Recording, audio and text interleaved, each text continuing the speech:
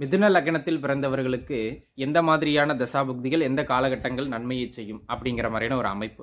இப்போ பார்த்துக்கிட்டீங்க அப்படின்னு சொன்னால் இது உங்களுடைய சுய ஜாதகத்தை பொறுத்து கிரக அமர்வு, பெற்ற சாரம், இணைந்த கிரகம் இவற்றையெல்லாம் பொறுத்து தான் பார்க்கணும். இருந்தாலும் இப்போ நான் சொல்கிற சில தசாபுக்தி காலகட்டங்கள் அவங்க எங்கே இருந்தாலும் அடிப்படையில் ஒரு 30% நன்மையை செஞ்சே தீர்வாங்க. ஈவன் அவங்க கெட்டது செய்கிற அமைப்பில் இருந்தாலும் கெடுதல் நடந்தாலும் ஒரு நன்மை நடக்கும். சரிங்களா?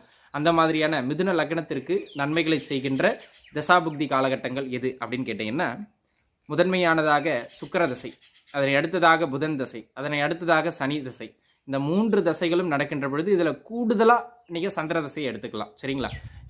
இந்த 3 தசைகள், அதனை அடுத்ததாக சந்திர தசை, இந்த தசைகள் நடக்கும்போது நன்மை உண்டு. இதில் குறிப்பாக ஒருவர் தசாநாதன் ஒருவர் புத்திநாதனாக வரும்போது, ஒரு உதாரணத்திற்கு சனி தசையில் சுக்கிர புக்தி, சனி தசையில் புதன் புக்தி, புதன் தசையில் சுக்கிர புக்தி, புதன் தசையில் சனி புக்தி, இந்த மாதிரி ஒரு கிரகம் தசாநாதனமும் புத்திநாதனமும் வருகின்ற பொழுது இந்த காலகட்டங்கள் நிச்சயமாக மிதுன